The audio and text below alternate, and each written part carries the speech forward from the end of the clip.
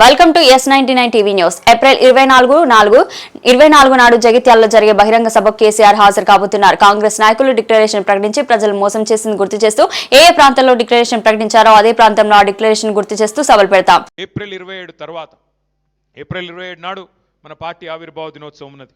April 20 నాడు మన నాయకుడు కేసీఆర్ గారు జగిత్యాలలో జరిగే బహిరంగ సభకు హాజరు కాబోతా ఉన్నారు.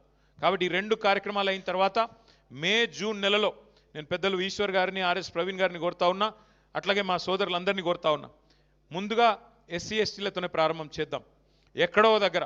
అట్లాగే ఆ డిక్లరేషన్లు వీళ్ళు ప్రకటించిన రోజు కూడా మనం తప్పకుండా ప్రజలకు గుర్తు చేయాల్సిన అవసరం ఉంది.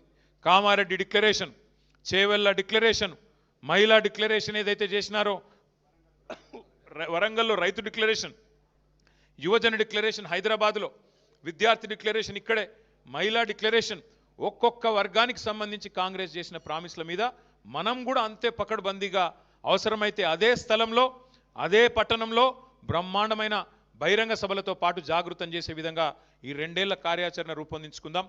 తప్పకుండా నాకైతే విశ్వాసం ఉంది.